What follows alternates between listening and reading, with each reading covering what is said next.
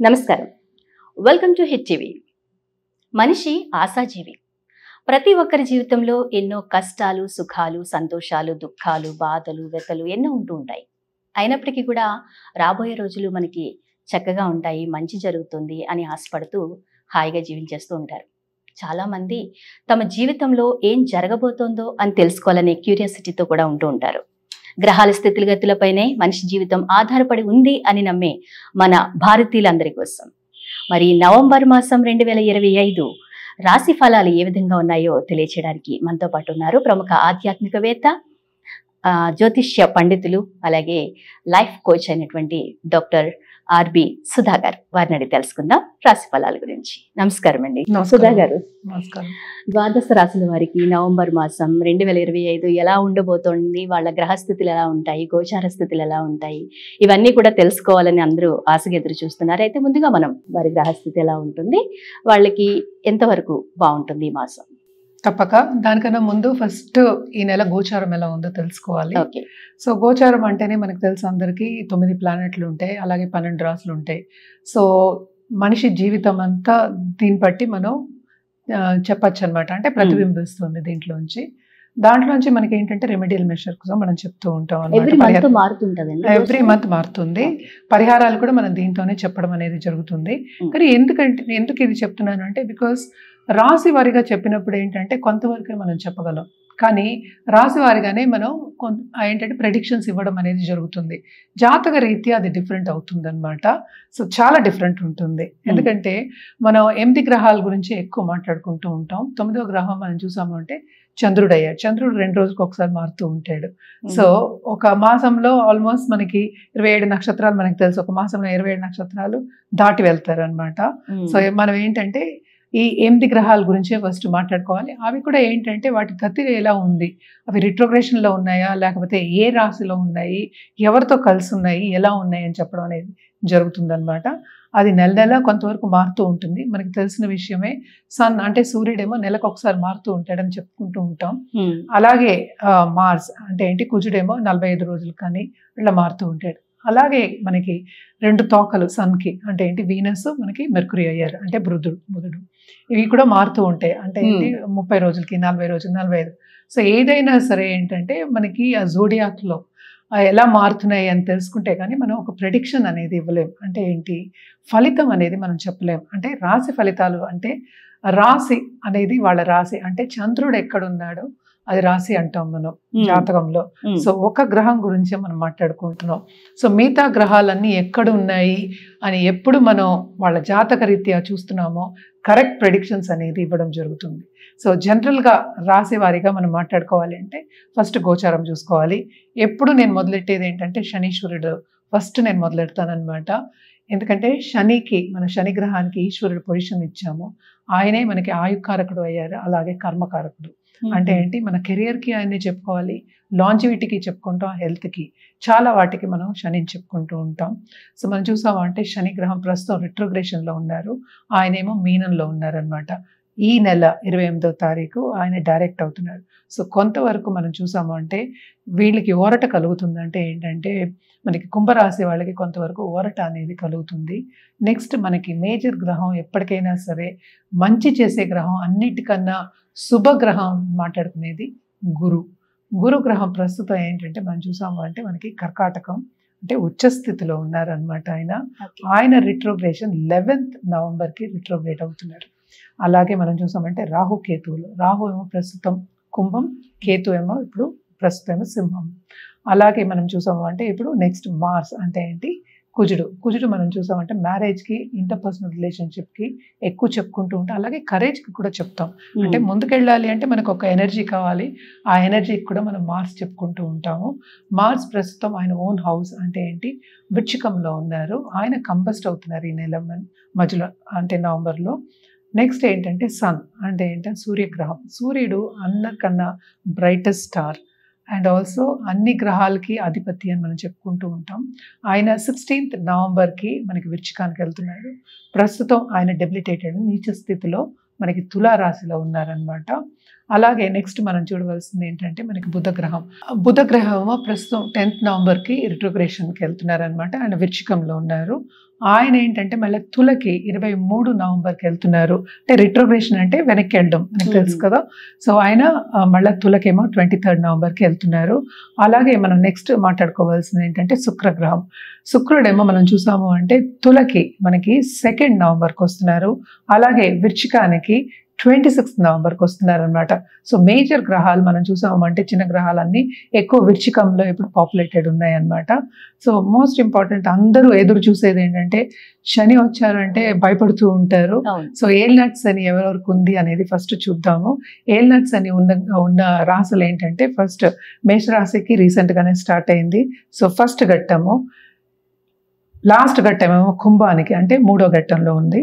And also 2వ ఘట్టంలో ఉన్నది ఏంటంటే మనకి మీనానికి అనమాట. సో భయపడవలసిన అవసరం ఏం లేదు. కొంత పరిహారాలు చేసుకుంటే చాలా మంచిది. మనం ఉన్నది కూడా ఇప్పుడు కార్తీక మాసంలో ఉన్నాము. సో తప్పక శివ శక్తులకి పూజ చేయడం అనేది చాలా మంచిది. శక్తికి పూజ చేయండి. శక్తికి మించింది ఇంకా దైవం అనేది మనం పరాశక్తి మనం చెప్పుకుంటూ ఉంటాము. కానీ తప్పక శివశక్తులకి పూజ చేయడం, అలాగే ఏంటంటే 12 జ్యోతిర్లింగాన్ని దర్శించుకోవడం కానీ, లేకపోతే ఇక్కడే శివ టెంపుల్కి వెళ్ళి ప్రార్థన చేసుకోవడం కానీ చాలా మంచిదన్నమాట. మేడం, మరి నవంబర్ మాసం ఈ వృషభ రాశి వారికి ఎలా ఉండబోతోంది? వృషభ రాశి వాళ్ళకి చాలా బాగుంటుందనే చెప్పాలి. ఎందుకంటే 11th లార్డ్ ఎగ్జాల్టేషన్ 3rd లో ఉన్నప్పటికీ కొంత ఇబ్బంది పడినప్పటికీ వీళ్ళకి లాభం వచ్చే సూచనలు చాలా కనిపిస్తున్నాయి అన్నమాట. అలాగే మనం చూసాము అంటే కూడాను ఈ రాశికి అధిపతి కూడా మనకి 2nd నవంబర్ అంటే శుక్రాచార్యులు మనకి వృశ్చికానికి వెళ్తున్నారు. అలాగే 7th లార్డ్ 7th లోనే ఉన్నారు కనుక తప్పక దాంపత్య జీవితంలో కొంతవరకు అనుకూల పరిస్థితి నెలకొండే ఛాన్సెస్ ఉన్నాయి. అలాగే కొత్తగా పెళ్ళైన వాళ్ళకి కూడా కొంతవరకు డిసగ్రిమెంట్స్ లేకుండా హార్మోనియస్గా ఉండడం అనేది మనకి కనిపిస్తోంది అన్నమాట. అలాగే ఏంటంటే పిల్లలతో పాటు కొంతవరకు సన్నిహితంగా ఉండడం కూడా మనకి కనిపిస్తోంది. కెరీర్ విషయానికి వస్తే కనుక తప్పక వీళ్ళకి ప్రమోషన్ వచ్చే సూచనలు, లేకపోతే వేరే ఉద్యోగం మార్పిడి వచ్చే సూచనలు కనిపిస్తున్నాయి. అంటే ఉన్నత స్థాయికి వెళ్ళే సూచనలు మనకి కనిపిస్తున్నాయి అన్నమాట. మోస్ట్ ఇంపార్టెంట్ మనం చెప్పుకోవాల్సింది ఏంటంటే పార్ట్నర్షిప్ బిజినెస్లో ఉన్నవాళ్ళు, బిజినెస్ రంగంలో ఉన్నవాళ్ళు తప్పక రాబడి అనేది ఈ నెలలో వాళ్ళు చూస్తారు. అండ్ బిజినెస్ కూడా విస్తరిస్తుంది. ఇన్వెస్ట్మెంట్స్ తీసుకునే కదా ఎవరైనా ఈ కాలంలో బిజినెస్ చేస్తున్నారు, తప్పక వాళ్ళకి అందుబాటులో ఉంటుంది. లోన్స్ తీసుకునే పరిస్థితి వచ్చేప్పటికీ వాళ్ళకి అందుబాటులో ఉంటుంది. దాంతోపాటు లాభాలు కూడా వచ్చే సూచనలు మనకి కనిపిస్తున్నాయి. ఏదైనప్పటికీ వృషభ రాశి వాళ్ళకి ఈ నెలంతా బాగుంటుందనే చెప్పుకోవాలన్నమాట. అలాగే మనం చూసాము అంటే 4th లో కేతు ఉన్నారు, మనకి చూసుకున్నాం. 10th లో రాహు ఉన్నాడు. సో తప్పక విదేశాల్లో ఉన్న వాళ్ళకి కానీ, లేకపోతే ఇంటి నుంచి దూరంగా పనిచేసుకునే వాళ్ళందరికీ కానీ కొంతవరకు ఇబ్బంది పడినప్పటికీను బానే ఉంటుంది. ఈ నెల కొంతవరకు హ్యాపీగా గడుస్తుందని చెప్పుకోవాలన్నమాట. ఇప్పుడు సంక్రాంతి రాబోతోంది. సినీ ఇండస్ట్రీ వాళ్ళు చాలా మంది కష్టపడుతూ ఉంటారు. సంక్రాంతి వరలో కొన్ని సినిమాలు రిలీజ్ చేయాలని చూస్తూ ఉంటారు. మరి ఇండస్ట్రీ వాళ్ళకి ఎలా ఉంటుంది ఈ రాశి వారికి? తప్పక మనం మాట్లాడుకునే ఈ నెల వరకే మనకి జనవరి, ఎందుకంటే రాశి ఫలితాలు కదా ఇవి. సో ఈ గ్రహాలు కూడా స్థితి మనం మాట్లాడుకున్నాం కదా, దాన్ని బట్టి మనం చూసాము అంటే సినిమా రంగంలో ఉన్న వాళ్ళకి తప్పక వాళ్ళకి 2nd నవంబర్ తర్వాత అంటే ఫస్ట్ వీక్ ఆఫ్ నవంబర్ తర్వాత వీళ్ళకి చాలా బాగుంటుందని చెప్పాలి. అంటే అగ్రెసివ్గా ఎవరైనా చేసే వాళ్ళు ఉంటే కనుక తప్పక ఆ ఎనర్జీ ఉంటుంది వాళ్ళకి, ముందుకెళ్లే ఒక సూచన కనిపిస్తుంది. అలాగే వాళ్ళు సాధించే సూచనలు కూడా మనకి కనిపిస్తున్నాయి. ఇప్పుడు డబ్బు రావాలంటే ఏదో ఒకటి సాధించాలి అక్కడ, అంతే కదా, కష్టపడాలి. కష్టం అనేది పక్కన పెడదాం, కష్టపడింది ఏం లేదు. సో కష్టంతో పాటు వీళ్ళకి లాభం కూడా ఉంది అని చెప్పాను కదా. సో ఏ రంగంలో ఉన్న వాళ్ళకి కానీ తప్పక వీళ్ళకి లాభం చూసే ఛాన్సెస్ ఎక్కువ కనిపిస్తున్నాయి. కొన్ని ఇబ్బందులు అనేవి కనిపిస్తున్నాయి, కానీ ఈ నెలంతా మాత్రం కొంతవరకు బాగానే గడుస్తుంది, హ్యాపీగానే గడుస్తుంది అనమాట. అయితే కార్తీక మాసంలో కొంతమంది మహిళలు రుద్రాక్ష ధారణ చేయాలని ఆశపడుతూ ఉంటారు. మహిళలు రుద్రాక్షలు ధరించవచ్చా? దాని గురించి చెప్పండి. తప్పక మహిళలు ధరించవచ్చు. ఎవరైనా ఏంటంటే ఏ మనిషి అయినా ధరించవచ్చు, తప్పగా ధరించుకోండి, ఎవరు వద్దంటలేదు. ఏంటంటే మోస్ట్ ఇంపార్టెంట్ ఏంటంటే మనం మాంసం తినకూడదు అంటే కొన్ని నియమాలు ఉంటాయి. సో ఆ టైంలో అది తీసేసి మళ్ళీ వేసుకోవచ్చు. అంటే ఏంటంటే మనం ఉంగరాలు ఏం వేసుకోము, చెవికేం వేసుకోము కదా. సో వేసుకుంటే మెళ్ళలో వేసుకోవడమే ఎక్కువ వేసుకుంటూ ఉంటాం. అలాగే జపమాలలు కూడా ఏంటంటే కొంచెం డివైన్ గా మనం తీసుకుంటాం. అంటే రుద్రుడాక్ష అంటే మనకి తెలుసు కదా, రుద్రాక్ష అంటాం అంటే ఏంటి, రుద్రుడిది టియర్ అంటాం. అండ్ ఆల్సో ఆయన బ్లెస్సింగ్ ఉన్న ఒక సీడ్ అనమాట, ఒక ఫ్రూట్ మనం తీసుకుంటాం. ఉంటాం అనమాట. అలాగే ఏంటంటే వీళ్ళు ఎస్పెషల్లీ సపోజ్ వీళ్ళు వృషభ రాశి వాళ్ళు ఉన్నారంటే తప్పక వీళ్ళు ధ్యానం అనేది చేసుకోవచ్చు. అంటే ఏంటంటే జపం అనేది చేసుకోవచ్చు రుద్రాక్షతోటి, అలాగే వేసుకోవచ్చు కూడా. ఏం వేసుకోవాలి, ఏ రుద్రాక్ష వేసుకోవాలి అనేది వాళ్ళ పట్టి ఉంటుంది. అంటే జాతకం పట్టి ఉంటుంది. నాట్ ఓన్లీ జాతకం, వాళ్ళకి ఆ జాతకంలో కూడా ఏం కావాలి అంటే ఏంటి, ఈ టైంకి నీకేం కావాలి, ఏం ప్రాబ్లం ఉంది, ఆ ప్రాబ్లంకి సొల్యూషన్ ఇస్తాం. సమస్యకి సొల్యూషన్ గా కూడా రుద్రాక్షని ధరిస్తాం అనమాట.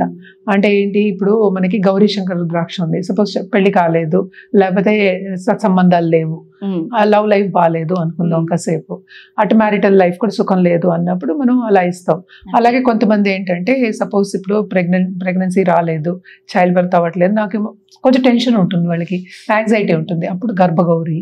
సో ఇలాంటివన్నీ కొన్ని స్పెషల్ రుద్రాక్షలు ఉంటాయి అనమాట, అవి ఇస్తాం. మనం జనరల్గా చెప్పుకోవాలి అంటే పంచముఖి రుద్రాక్ష మనకి మాల వేసి మనం చేస్తాం అనమాట. అంటే ఏంటి, ఇది జపం చేసుకోవడానికి. అలాగే ఏంటంటే వీళ్ళు రెమెడియల్ మెషర్స్ కింద రుద్రాక్ష వేసుకోవచ్చు. అండ్ ఆల్సో బిజినెస్ పీపుల్కి, ఎస్పెషల్లీ వీళ్ళు బిజినెస్ ఎక్కువ చెప్పాలి, కానీ వీనస్ అంటే శుక్రాచార్యుడు ఈ రాశికి అధిపతి, ఆయనకి ఎక్కువ ఆర్ట్స్ అంటే ఇష్టం. అంటే ఆయన మెర్క్యూరీతో పాటు కలిసి ఉన్నారు కనుక తప్పక business, especially women entrepreneurs business start చేయొచ్చు ఈ నెల. బాగుంటుంది వాళ్ళకి. ఇంట్లోంచి స్టార్ట్ చేసే వాళ్ళు ఉంటారు, స్మాల్ బిజినెసెస్ చేసే వాళ్ళు ఉంటారు, జ్యువెలరీ బిజినెస్ చేసే వాళ్ళు ఉంటారు. ఇలాంటి వాళ్ళందరికీ చాలా బాగుంటుంది అనమాట. సో బిజినెస్ రంగానికి కూడా మనం రుద్రాక్ష అనేది కాంబినేషన్ అనేది ఇస్తాం అనమాట. అదొకటి కాకుండాను చేమకి షణ్ముఖి ఇస్తాం ఎక్కువ. షణ్ముఖి అనేది ఏంటంటే మన లక్ష్మీదేవికి చెప్తాం అనమాట. సో లక్ష్మీదేవికి మనం ఎక్కువ షణ్ముఖి ఇవ్వడం అనేది జరుగుతుంది. నేను జపం చేసేది కూడా షణ్ముఖితోనే చేస్తాను అనమాట. ఒక్క నిమిషం చూపించండి. షణ్ముఖి అనమాట, జపమాల. ఇది నేను దీంతో జపం చేస్తాను యాక్చువల్ గా ఎక్కువ. జపమాలలు అన్ని ఇలాగే ఉంటున్నాయి కదా? కాదు, దీంట్లో షణ్ముఖి గీతలు ఉంటాయి అనమాట, మనకి చూస్తే తెలుస్తుంది. 1 2 3 4 5 6. సో షణ్ముఖి అంటే ఏంటి, లక్ష్మీదేవికి మనం ఎక్కువ చెప్తూ ఉంటాం అనమాట. సో ఇప్పుడు చాలా మంది విఘ్నాలు వచ్చాయి అనుకో, దానికేమో మనమేమో గణేష్ రుద్రాక్ష ఇస్తాం. సో ఇలా చాలా ఉన్నాయి. ఇప్పుడు చదువు కూడా మనం గణేష్ ఇవ్వచ్చు, ఇంకా చాలా ఇవ్వచ్చు అనుకో. గురుమాల ఇవ్వచ్చు. గురుది అంటే 5, పంచముఖి ఏమో ఎక్కువ గురుకి చెప్పుకుంటూ ఉంటాం అనమాట. సో ఇలాగా చేయొచ్చు. పరిహారాల విషయానికి వస్తే కనుక వాళ్ళు జపం చేయొచ్చు. ఎక్కువ నేను ఏంటంటే భైరవుడికి జపం చేయమని చెప్తుంటా. ఎస్పెషల్లీ మనకి కార్తీక మాసంలో భైరవుడు మనకి తెలుసు కదా, శివుడు ఒక రూపం. సో వటుక భైరవ అంటే ఏంటి, బాల శివుడు అనమాట. వటుక భైరవాయ నమః అని జపం చేసుకుంటే ఆ క్రియేటివిటీ అంటే ఏంటి, క్రియేటివిటీ ఉన్న వాళ్ళకి కూడా ఇంకా ఎక్కువ అవుతుంది. అదొక దారి చూపిస్తుంది అనమాట. చాలా మందికి చెప్తూ ఉంటాను. సో నామ మంత్రాలకి ఏంటంటే ఎప్పటికైనా సరే మనకి ఒకళ్ళ దగ్గర, ఒక గురువు దగ్గర ఉపదేశం తీసుకోక్కర్లేదు. సో తప్పక నామ మంత్రాలకి మనం డైరెక్ట్ గా చేసేయచ్చు అనమాట. సో ఈ రుద్రాక్షతో చేస్తే ఏంటంటే ఇంకా మంచిది. మనకి లక్ష్మి కూడా కావాలి కదా, బిజినెస్ పీపుల్, ఇప్పుడు క్రియేటివ్ పీపుల్ ఉన్నారు. సో అందరికీ రికగ్నిషన్ రాదు. సో రికగ్నిషన్ ప్లస్ మనకి ఏంటి, సంపద రావాలి. సో అలాంటప్పుడు ఇది కాంబినేషన్ అన్నమాట. సో జపం ప్లస్ రుద్రాక్ష. కానీ ఇప్పుడు మార్కెట్ లో నకిలీ రుద్రాక్షలు వచ్చేస్తున్నాయి. అవును, ఏది ప్యూర్ అన్నది ఎట్లా తెలుస్తుంది? మనకి ఎక్స్రే చేసి చెప్తారనమాట. ఎక్స్రే ఉంటుంది, ఎక్స్రేలో లోపల ఫ్రూట్స్ కనిపిస్తాయి, ఎన్ని ఘాట్లు ఉన్నాయో మనకి తెలుస్తుంది అనమాట. అలాగా అలా చూపిస్తారు. పంచముఖి ఎన్ని ముఖీలు ఉన్నాయో మనకి కనిపిస్తూ ఉంటుంది. సో అది కూడా మనం ఏంటంటే మనం ఇస్తాం. మీ దగ్గర ఉంటాయండి? సో అది కూడా ఇస్తాం అనమాట. కానీ వీళ్ళకి ప్రస్తుతం వృషభ రాశి వాళ్ళకి మనం ఏంటంటే రుద్రాక్ష చెప్పాలి అంటే జనరల్ గా అది షణ్ముఖి చెప్తాము. అంటే ఇవే 6 అనమాట. సో షణ్ముఖి చెప్తాము. అలాగే ఒక్కొక్కరికి ఏమేమి కావాలో దాన్ని బట్టి కెరియర్ కి ఒకటి ఉంటుంది, ఎడ్యుకేషన్ కి ఉంటుంది, హెల్త్ కి ఉంటుంది, సంపదకి అంటే ఏంటి ఇంకా లక్ష్మి కావాలి, అలక్ష్మి పోయి డెవలప్ అవ్వాలంటే అదే అలక్ష్మి పోయి లక్ష్మి రావాలి అన్నప్పుడు ఇంకోటి ఉంటుంది. అండ్ ఆల్సో ఇప్పుడు మెంటల్ స్టెబిలిటీకి ఒకటి ఉంటుంది, ఇప్పుడు మ్యారేజ్కి ఒకటి ఉంటుంది. ఇలాగ చాలా ఉంటాయి అన్నమాట. అది జాతకం పరిశీలించిన తర్వాత ఇస్తాము. అండ్ ఆల్సో మనం చూసామంటే ఇప్పుడు జెమ్ స్టోన్స్ కూడా ఇవ్వచ్చు వీళ్ళకి. అంటే మరి డైమండ్, మళ్ళీ డైమండ్ ఏంటంటే మనం ఏంటంటే బంగారంలో వేసుకోమంటాం. సో ఇప్పుడు బంగారం కూడా చాలా ఖరీదైపోయింది. సో ఇప్పుడు జెమ్ స్టోన్ కన్నా రుద్రాక్ష ఇంకా బాగా పనిచేస్తుంది. చాలా మటుకు నేను రీసెర్చ్ చేస్తున్నాను అనమాట. రుద్రాక్ష బాగా పనిచేస్తుంది.